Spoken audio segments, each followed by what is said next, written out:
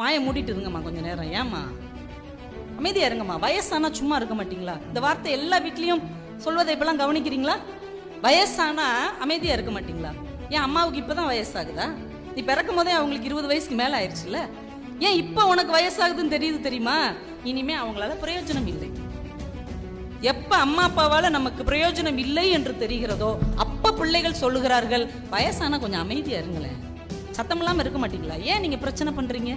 ஏன் இனிமே இவங்களால இவர்களுக்கு பிரயோஜனம் இல்லை?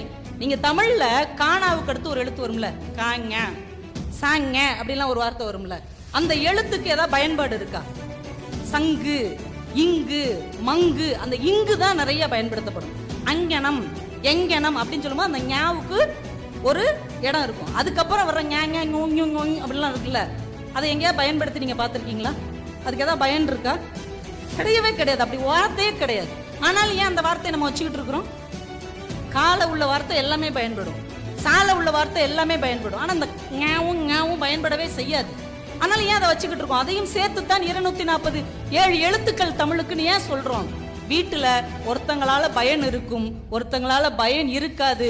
இருந்தாலும் இவர்கள் எல்லாரும் சேர்ந்ததுதான் நம்முடைய குடும்பம் என்பதை நாம் உணர்ந்து கொள்ள வேண்டும் என்பதற்காகத்தான் நம்ம மொழி கூட பயன்பாடே இல்லாட்டாலும் அந்த எழுத்துக்களை இழுத்துக்கிட்டே அழையும். பயன்பாடு இழுத்துக்கு எரிஞ்சிட முடியுமா? அப்பெல்லாம் எரிய முடியாது. அவங்க நம்மளோட சேர்ந்தவர்கள். ஒருத்தர் நல்லா படிச்சு நல்லா இருப்பான், ஒருத்தர் உருப்படாமே தான் இருப்பான் கடைசி வரைக்கும். ஆனா பெத்த தாய் அவனை விடவே மாட்டாங்க. பார்த்துருக்கீங்களா? நல்ல வேலையில இருக்கிறவன் பின்னாடி போகவே மாட்டாங்க. இந்த ஊதரை பிள்ளை பின்னாடியே தான் அந்த அம்மா அலைஞ்சுக்கிட்டே இருக்கும். ஏன்? அதுவும் சேர்த்துதான் என் பிள்ளை, அவனையும் தானே இந்த வயிற்றுல நான் சுமந்தேன். இதைத்தான் நம்முடைய மொழி நமக்கு கற்றுக் கொடுக்கிறது. பயன்பாடே இல்லாத எழுத்தையும் சேர்த்து தாண்டா தமிழ் என்கின்ற மொழி உன் கையில் கொடுக்கப்பட்டிருக்கிறது.